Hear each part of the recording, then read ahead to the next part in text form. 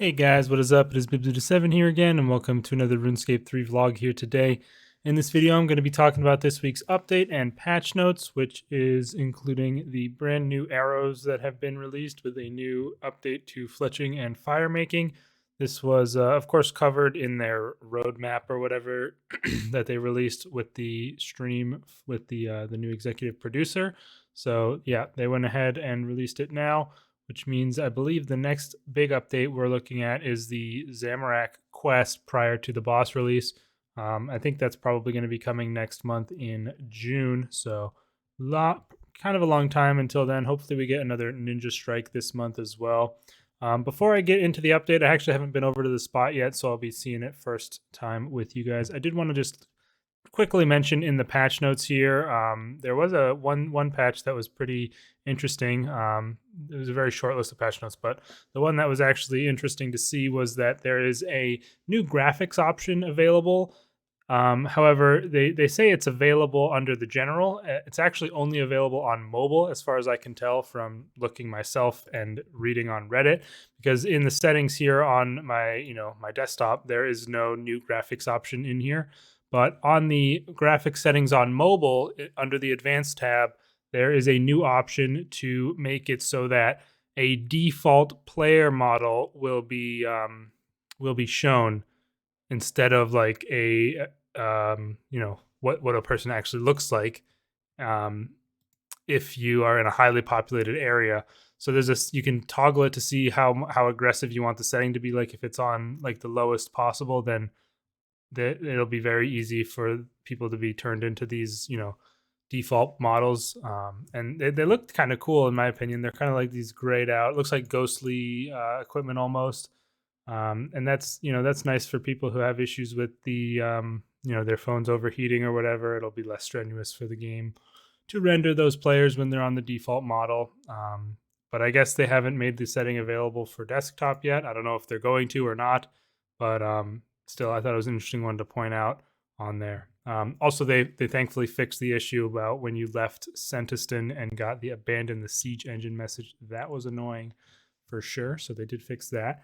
But yeah, now let's go ahead and get into the update. So before I go into all the details, the one thing that I don't like about this update, without having gone there or done anything with it, so maybe I won't like something else, but the one thing I just don't like to begin with is the location of it. It's at the Anachronia dinosaur farm. So, I mean, I don't really like the fact that it's there. In my opinion, Anachronia already has almost too much content in such a small space, and my cat is trying to interrupt the video, as they love to do right when I start recording.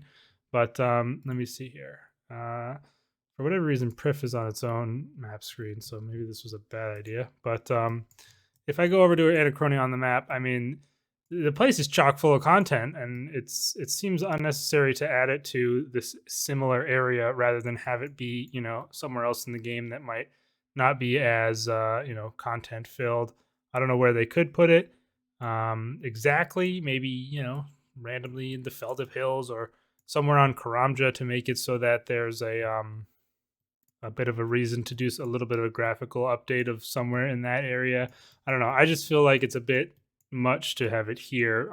I thought the same thing with the Rex Matriarchs almost. Like when those came out, I was like, okay, they really shouldn't add any more to Anachronia. I mean, you have the agility course, you have Big Game Hunter, you have all the Slayer creatures, you have Raksha, you have a Slayer Master, you have the totems. I mean, there's really not a whole lot more that was really neat. I mean, and then obviously you also have the Orthan dig site, which is the entire island too, technically. So yeah, I don't know. I just thought it was a little bit weird of a choice to put it here. I mean, it makes sense in terms of what they actually ended up doing as far as the theme of the update, but I feel like they could have gone a different direction with it if it was in a different area of the world. It still had the same effects as a result. But anyways, that's just my opinion on it. But basically, if you don't know, and let me go ahead and pull the article up for you guys to see. I like to be doing that in these vlogs nowadays. Oh, it's taking up the whole screen there, I think. Oh, wait. Let me just pull it up and size it down. I think it's Control plus Alt. I'm a bit of something of an expert in the field of OBS, as you guys can see. Yep. So there you have it. But basically, as you can see, they call it the fire making and fletching skilling update, and I guess you do have to have extinction completed to do this. You need 82 fire making or fletching, not both, to get started. But you will need both and higher levels than that for all the activities. And yes, you will have to have completed extinction to get this, and obviously access to Anachronia, which is I don't think is very difficult to get. So let's go ahead and go there. When I logged in, they gave me these 3 Anachronia Dinosaur Farm teleports in my inventory, which was kind of weird. And you can also put them in your pocket, which I don't. Is this something you can get more of? I don't know. Okay, so this is a pretty cool little screen. Tells you the requirements and everything. I wonder if they're gonna do this for updates a lot of the time. What? Flobadob Ickle Dino? Is that what I just said? New collection log update Simitops. I haven't been here in an eternity, so I don't even know what's going on here. I guess it's down there. I see a fire making icon on the map. So I guess it makes use of this bottom area. You used to spawn all the way down here every time you came here, which was absolutely stupid, and they made it so that you don't do that anymore. So this is where you can teleport back to the Anachronia mainland, but nobody uses that. Everyone just uses the part where you can come here from the RD farm, and then you spawn there. So I guess this makes some use of this little peninsula, which was not used before. Seems like most people are over here. But yeah, the first thing is the Zygomite care styling. Oh, sorry if I always forget sometimes that I have an article up on the screen, but I don't think it blocked anything important. But anyways, the first thing is the Zygomite care styling, which requires 82 fire making or fletching, and they do have a lot of like information about it here. Also, this is the blog post that they made. I think it was, wait, it should say on here. Yeah, they made this about a week ago. I think it was like Tuesday or Wednesday of last week, where they gave all the details of the update. And today's news post doesn't really have any information. It's just says go read this other post if you want to see the full details. So that's why I'm showing this instead. But yeah, that's I guess what this probably is, because there's Zygomites all standing here. Can you trim my bangs? Also, one thing that I wanted to point out on here, which is honestly pretty significant, I thought, since this is something they really tried to stay away from thinking, or even, they hated, or I remember a time where they allegedly hated the fact that people played other games while playing their game. They say right here, this is a low intensity second screen activity. And I mean, I know everybody, including myself, has been playing other games or watching Netflix or doing whatever on the side while playing RuneScape for years and years. But the fact that they're actually acknowledging it and calling it a second screen activity was really surprising to me. But I mean, I'm fine with it. It was just, I just didn't expect that. So yeah, let's see what we got. So I'm going to click. You should speak to Ben. I don't want to speak to Ben. Okay, Ben. Why do I have to talk to Ben? Hi, Ben. Talk about helping. Yes. How can I help? Whoa. Okay, bye. They got some weird dialogue on these things. Okay, cut and dry. So you can get fletching and fire making, just fletching or just fire making. I assume that only affects the XP. Configure. Yeah, so cut. Yeah, so I assume that only affects the XP and nothing to do with like what you get. And as you can see here, this is how you get the tempered fungal shafts. And there's basically 3 new items, I think, that you can get from these as a whole, and actually kind of good XP. Not too. Oh, it's it's 245 per XP drop. That seems like a lot. It's pretty quick too, huh? And you get quite a few of these fungal shafts. They definitely are not too hard to get. So yeah, I mean that's this, I guess. Is the fire making XP the same amount? Let's check. What am I gonna do? Light his head on fire? I guess so. Fire making XP is a little bit more at 312. So but the fletching is way better than the fire making. I would definitely recommend, if you're gonna do this, to do fletching XP, because that's way better, and fire making is obviously already more AFK than fletching. And I guess probably once this whole bar goes down, you will have to click again to do it. I wonder if you can get Saren Spirits. Probably, I guess not, because you have to. It's not a gathering skill necessarily, but yeah, that's pretty cool. And the fungal shafts are one component of the new arrows, which we'll get into. Then we have segregation, which is 87 fire making, and I guess that is over here. This is fire making only, I guess. And oh yeah, oh no, I'll get into that afterwards. So let's see what happens here. Collect. Gosh, gotta talk to all these people near the incubator. Where's the incubator? Compost bin. What? Over there, baby. Yeah, there's the incubator. Gallagher, am I talking to? Hello. I'd like to help out some Illujenkin people here. I need some help, or you need some help. Why does it do this black boxing? Weird. Bye. All right. See you next time. Now I'll just read here what am I actually supposed to do. So I collect. I think this fills up your whole inventory, doesn't it? Okay. So yeah, oh, I'm getting all these bad eggs. So this gives you some pitting some out. Huh? Find an unchecked egg in the pot. Is that rare? 6.8 mil. That has to be rare. What the heck? I got a Corbicula red. What? That's so weird. Okay, so you can get dinosaur eggs from here, and I even got an achievement for it. Can I offer you an egg in this trying time? Wow. So we have bad eggs, and we have good eggs, and we have dinosaur eggs. And then I guess you probably go here with them, right? I mean, I could have obviously read the thing, but I mean, you know, who's got time for that? And yes, so this gives you sharp shell shards. Nice tongue twister they've got themselves on there. And I guess with the, what do you do with the, he says, take the bad eggs elsewhere. Who takes them elsewhere? Do I just destroy them? I mean, I'll destroy them. Don't get me wrong. Let me read this. Yeah, I've got the sharps, whatever. Stop saying egg things. Oh my god. What do I put? What do I do with the bad eggs, Chief? Oh. Achievement unlocked. Totally doing really good. Why are you talking about tell me what do I do? It doesn't say. Alright. I think you just probably destroy them. If I destroy this, I will have to, I don't think anyone will notice this one is missing. I don't think so either. I forgot to look at the fire making XP, so I'm just gonna grab a couple more here. But yep, pretty similar. This one a little bit less AFK kind of than the Zygamite, but not too much. And I really, I mean, I can't believe I got a Corbicula Rex. So random. Okay, whatever. There's you get the basically no farming XP. No point in even thinking about that as being any XP amount. And this gives 346, so slightly more fire making XP than the Zygamites, but still not worth actually using for fire making XP. And that gives you these sharp shell shards. Okay, and then the final thing is the experimentation, which is 95 fire making. So the only fletching requirement is for the Zygamite stuff, and that is 82. So the other two are just fire making.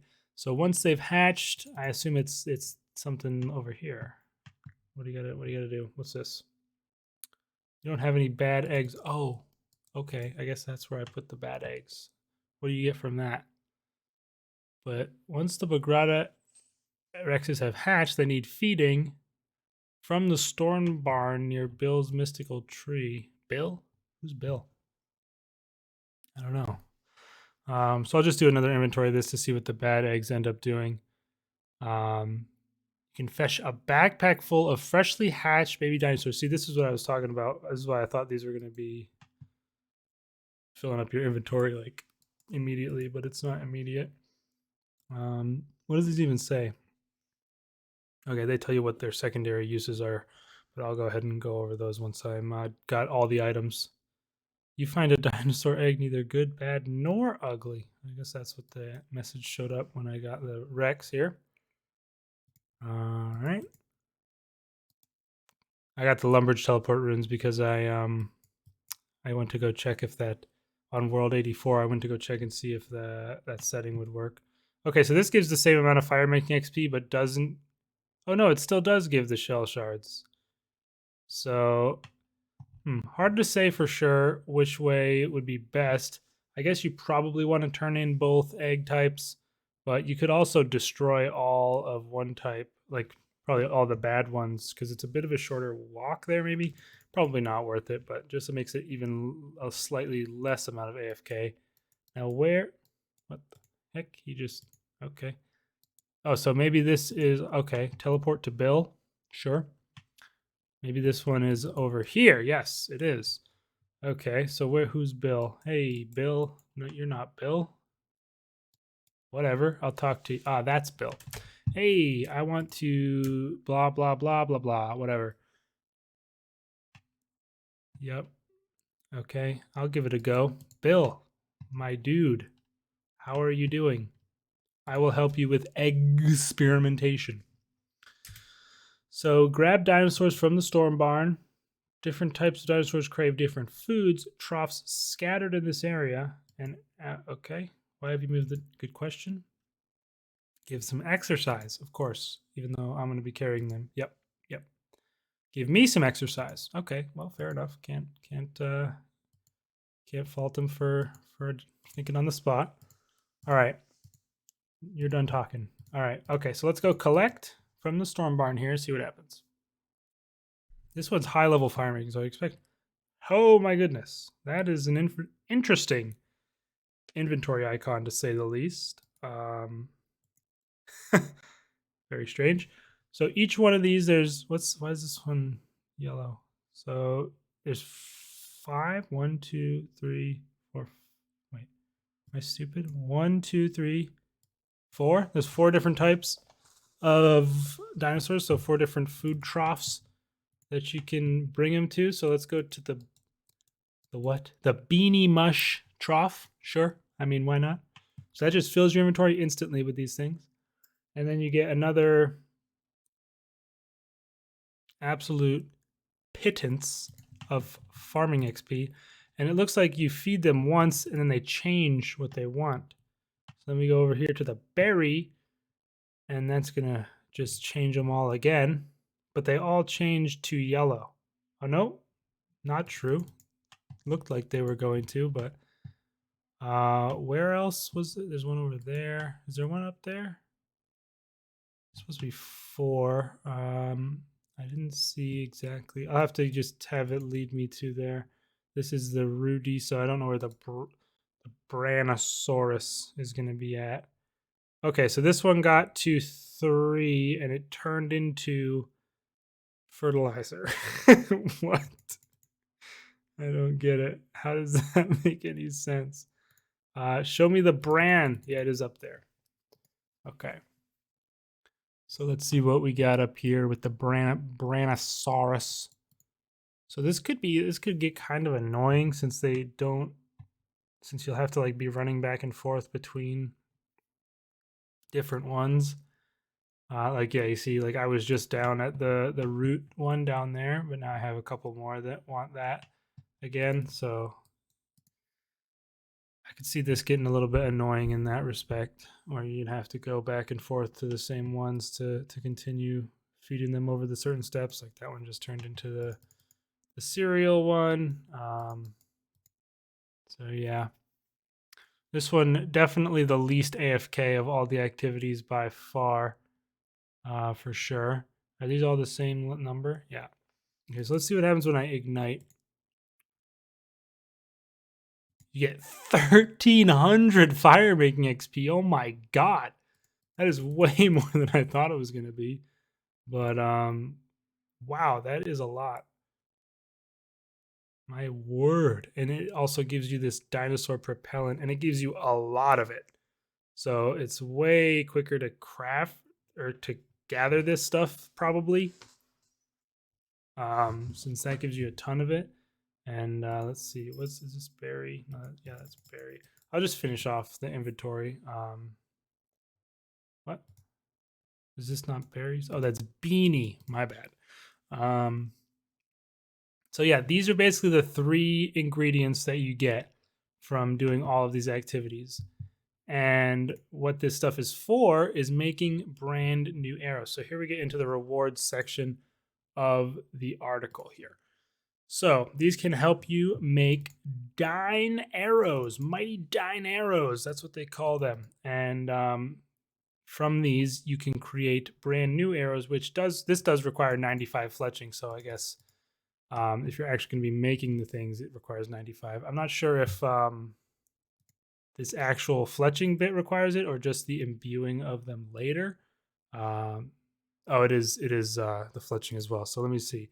If I click flight, as you can see, it requires fletching level 95. Okay, so let me just finish off these last couple with the Rudelsaurus Rex. I don't understand what is it. What is their explanation for this here? Yeah, they want to. What do they want to? What do they say about their? They'll sniff out their food. Then they'll grow up into Pagrada Rex, and they'll reward you with dinosaur manure and waddle back to the storm barn. Oh, is that what they're doing? Oh, I see. So I guess that spelling is correct. I guess that's what they look like grown up. They're not much bigger or anything, or maybe they are really small when you have them in your inventory. But yeah, tons of fire making XP. All right, and let's see. So the fungal shafts combined with the stuff we got from the dinosaurs here is combined to make the headless Dine arrow, and that's combined with the sharp shell shards to get Dine arrows, which are level 95 arrows, and they're just basic standard arrows at this point. So before we get into what you can turn them into, these three components can actually be used for additional things, because maybe you don't necessarily want to make the arrows. I just really like this extra idea. It's pretty cool. So first of all, the fungal shafts can actually be taken to, I guess, a spinning wheel to create fungal bow strings, which are the same as regular bow strings, except they're stackable. So pretty cool idea there. Nobody really, will care too much about it, I don't think. But if you're going to be training fletching, I assume these are going to be tradable. And if you're going to be stringing bows, you might as well use these. This guy's probably trying the same thing. So I want to see 29. How much does it make it? Is it as slow as making normal bowstrings? It is. Okay. But it gives you actually a decent amount of fletching XP. What was the requirement on that? 82 fletching. Okay. So that's what they look like, and they are tradable. Yes. So they have really filled this one up with puns, haven't they? So yeah, that's those. That's pretty cool. Probably the least, or I don't know, not super interesting, but still cool enough.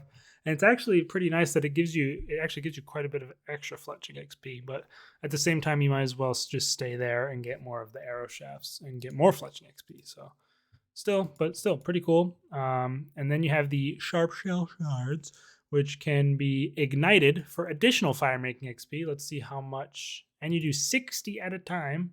So this is 3 minutes of AFK, and they give you the same amount as turning the eggs in. So that one's pretty good. That is a 3-minute AFK, which you can do anywhere. So I like that one a lot, actually. That's pretty nice. And lastly, this one probably, almost certainly the most significant, especially for Iron Man accounts. You can use this to make Ultra Compost, which, as far as I know, for Iron Man was really, really annoying, if not unreasonable, to get before, since you needed to get it only from dragon poop from your farm, I think. Let me double check that. Ultra Compost. I've never really used it. So let's see. Dragon. What? If the Dragon Combo Totem perk is active, you have a 1 in 1,000 chance to get an ancient effigy when checking a farming patch treated with Ultra Compost. Wow, that's crazy. Okay, what was I trying to figure out here? Ultra Compost is created by filling a compost bin with 15 buckets of dragon manure. Yeah, so that was the only option. And you basically would have to just get the dragon manure from your farming pens. And really was not something people really did, I don't think. And if they did, it was really annoying.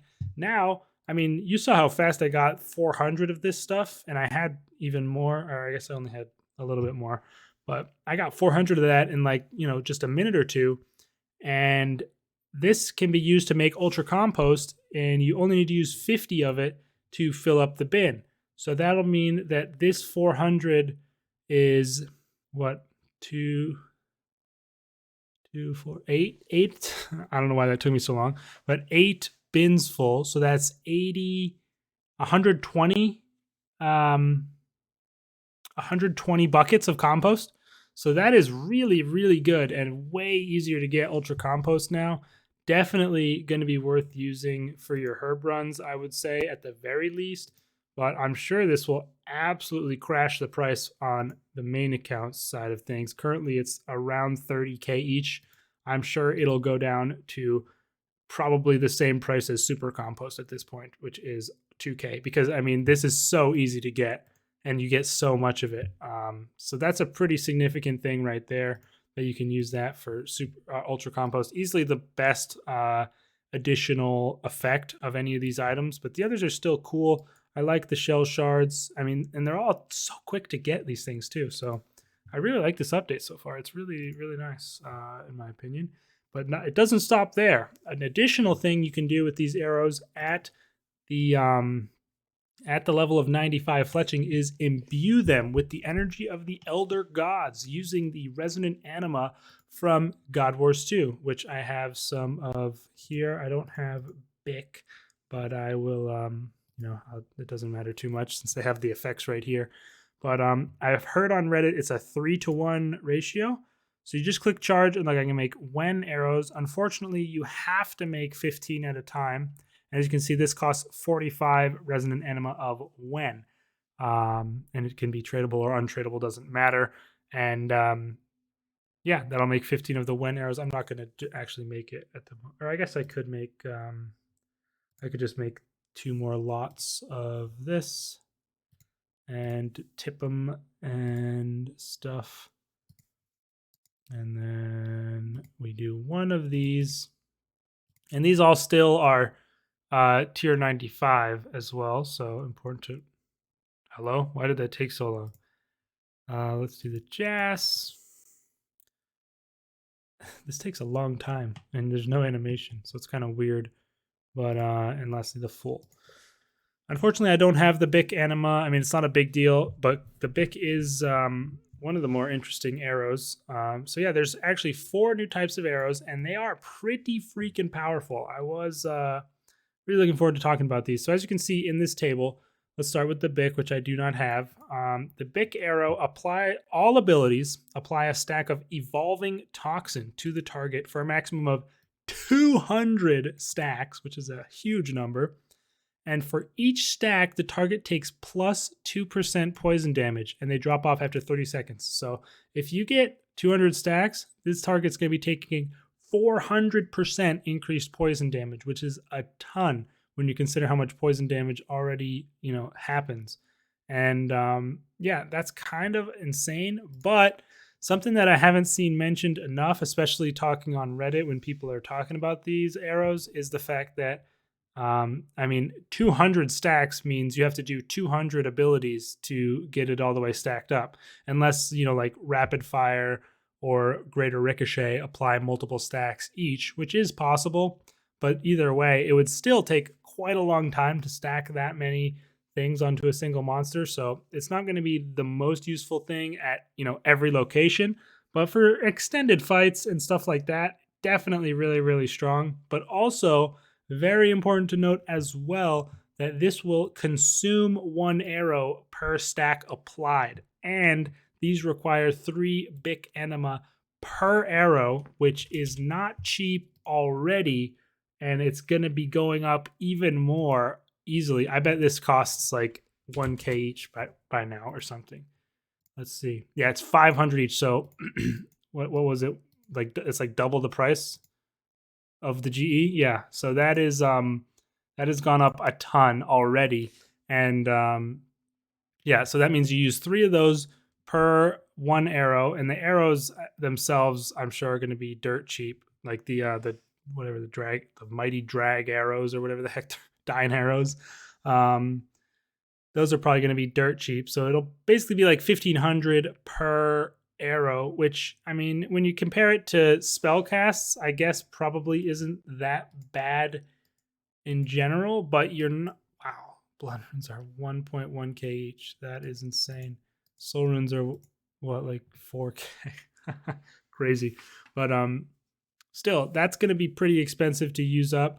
And the way I think, when I'm thinking about these things from an Iron Man perspective, I mean, good freaking luck getting all that Bic anima, since it's easily the least accessible anima. They really need to just increase the rates of anima from Crosses, because right now it's way too low, even if before this update. I mean, I think it should be higher now for sure. One thing I will mention, if I didn't already, I really, really like that they have gone ahead and added an infinitely reusable use for this resonant anima. It was I was happy to see that. I was assuming that maybe they would add an additional use when the 5th boss of the Elder God Wars came out, but after that they would be useless. But no, they've gone ahead with this cool update that has added a use for them permanently, which I really, really like. So yeah, that's the Bic arrow, and again, important. These are all arrows, so they're competing with Bic criminal bolts for their effectiveness, and of course, everyone's assuming at this point that Zamorak is going to be dropping a tier 95 bow to complement these new arrows, which would make sense. Possible that Crossbow's reign of terror over the ranged style is coming to an end. We'll have to see. But also, you got to consider, if it's a super long fight in that you're applying 200 stacks of Bic arrow evolving toxin, they do last for 30 seconds. So you could definitely switch to a crossbow and Bicriminal bolts during that 30-second window to take advantage of those, or even use one of these other arrows instead during that time. So definitely important to know that that is true, because that is an important factor. It is quite a long time before they drop off. But moving on now to the full arrows, abilities have 10% less hit chance but deal 15% more damage. So a huge damage increase here. As long as you can maintain your hit chance, these are going to be the best, I think, by far. That is really, really crazy. And even you got to consider, maybe it would be worth it even if it brings your hit chance below 100% by a little bit, because that 15% damage increase is a lot. Auto attacks are not affected. I don't think you really do many auto attacks with range, so it's not super impactful there. The real question I have is, are these used up? Yeah, this consumes an arrow every single ability regardless. So at least with these, surely, hold on, let me check their tooltip, since they seem to have pretty detailed and well made out tooltips. So I assume when you have the max stacks, it doesn't consume arrows anymore. I just assume that. I like the color coding they have on these tooltips. That's pretty helpful. After 30 seconds, all stacks are removed. Yeah. So I'm not too sure if this. I assume it would definitely stop the stacks, or stop the arrow consumption once the stacks are maxed out. But it doesn't say that for sure. But either way, the full arrows are used up every single time. Now, full anima is extremely easy to come by, like it's 35 GP. So these won't be that expensive to use. So I'm not too worried about that. But still really, really strong, and interested to see how that works out. Next up, we have the Wen arrows, which have about damn near a novel for their paragraph here. But basically what it says is that all abilities apply a stack of Icy Chill to the target, which can stack up to a maximum of only 15 times compared to the 200 on the Bic. And Threshold and Ultimate abilities consume these stacks and convert them to 0.6 seconds of Icy Precision per stack. So basically, if you have a couple stacks, like say you have 3 stacks on this thing and you use Snapshot, then you're going to have 1.8 seconds of Icy Precision, which blocks consumption of Icy Chill and causes Threshold abilities to gain 2% increased damage and hit chance per stack consumed. See, it's so confusing, this Let me read. Let me see if the tooltip's any. It's really this one was a really complicated effect. And I knew it was going to require testing before knowing how good it is. But so I guess if you use like back-to-back thresholds, they won't both proc the icy precision. So I guess per stack. Does it mean per stack that was consumed when you activated it, or per stack of icy chill currently on the target now? I don't know. So that's important to note. Probably how much is on the target now. 2% increased. No, it says per stack consumed. It says per stack consumed here on the page, but it doesn't say that in the tooltip. It just says per stack. So I guess, I don't know. I guess if you use 15 stacks, you have it for a good amount of time. And then any threshold you use will have 2% increased damage and hit chance per stack. So 30% increased damage and hit chance, which is insane. Like that's a ton of increased damage. And then ultimate abilities gain 3% increased damage per stack. So that would be 45% increased damage. And it's applied to the base damage. So it affects, importantly, the main damage dealing ultimate that you might use because of the Zuck cape, Dead Shot. It would apply to that. So 45% increased damage on your Dead Shot. Imagine that in Death Swiftness. That would be insane. So that sounds like it could be really, really strong. But the important thing to note is you do, of course, have to apply all the stacks to get that length of an effect such that it would be able to be used in, in that amount. But basically, it'll consume the stacks with the ultimate. So you could get 15 stacks, use your Death Swiftness, and then Adrenaline Renewal, and just go insane. So for during the amount of time it's active. So these ones again require quite a bit of testing. One thing I'm really interested in, and I wish I had the ability, but I don't think I can really bring myself to buy it. Greater Ricochet, does it apply a certain amount of stacks per use? Like, will it apply however many Greater Ricochet hits go off per use? Because if it will, then these could be stacked up pretty quick, and then maybe it will be really, really good. Like the full arrows are active always, but it's only 15% more damage. But it, of course, also affects basics, whereas the when arrows don't affect basics, but they give thresholds 30% and increased, and ultimates 45%. So huge damage increase numbers here. Really interested to see what happens for some testing on these. I might touch on it again in a future video.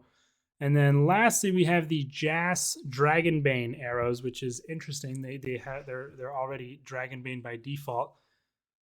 Basically, when fighting dragons, all attacks deal plus 30% damage and have plus 20% hit chance, and they all consume an arrow. You can also switch these to Demon Bane for the same effect against demons. So pretty cool. I don't really know where. I guess probably with Elite Dungeon 2, you could use these, and that would be a huge damage increase for the Dragon Bane. As far as Demon Bane, I don't know. These might be good in the new Zamorak Elite Dungeon. I assume that's going to have demons aplenty in there, so definitely something to watch out for, but definitely a lot more niche than any of the other three. But still cool, and makes some sense with Jas and how it's Carapac and the note on front and everything. So yeah, that is all the effects right there. And yeah, everything is tradable. You can trade the arrows themselves. You can trade the parts. You can, anything. So that's very cool. I mean, overall, from my perspective, really, really great update.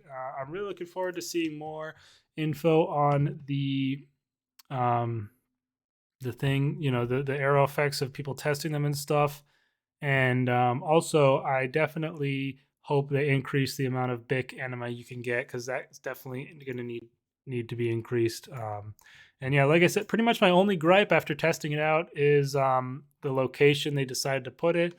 Again, makes thematic sense with the whole dinosaur theme of the arrows and stuff, but if you look at the way it works, I mean, there's no real reason for dinosaurs or the Dine arrows to be the way it was designed at all. Like they could have gone with a completely different design, but had the same effects and results, and just had it somewhere completely different. Which, I mean, it's not a huge gripe, honestly, but I just feel like Anachronia is a little bit overcrowded ever since it came out. And I think at this point, they definitely should not add anything else to this area at this point, in my opinion. But anyways, guys, yeah, that's basically going to be it for this video. Let me know your thoughts down in the comments. What do you think about these new arrows and these new skilling locations? Still can't believe I got a Corbicula Rex from the egg thing there. That was kind of funny. But yeah, let me know your thoughts in the comments. Are you working on any of these? The fletching XP does seem quite good from the care styling, so probably a good thing to go for, maybe on your Iron Man or whatever. But collecting the arrow pieces for irons is honestly not going to be difficult at all. You get quite a bit of them. The main limiter will be the anima for the big arrows only, really, and kind of the jas, but you're not going to be using those much. Like the Fool and Wen anima is so easy to get that, well, I do hope they add Wen anima to hard mode Glacier. I don't think you get it from that, do you? But you get like copious amounts of it from normal mode Glacier. So yeah, I hope they add it to hard mode at some point. Seems kind of weird that they don't have it there. Hard mode, yeah, no, not available in hard mode. But the Fool for sure is, you get actual crap loads of it, so definitely no worries about having it on there. And yeah, overall pretty happy with this update. So again, for the billionth time, do let me know your thoughts in the comments. I'm interested to see how people think about these, and if you've tried out any of these arrows, especially the Wen ones, let me know. Do they give you multiple stacks from Greater Ricochet and stuff like that? That'd be really cool. I'll probably have a new episode of one of my Hardcore Iron Man series out pretty soon, so you guys can look forward to that. I was just checking here. Yes, you have like 4.5k of it in here, and yeah, you just get tons and tons of it. So yeah, that's basically it for this video, you guys. I will see you in the next one, and peace out.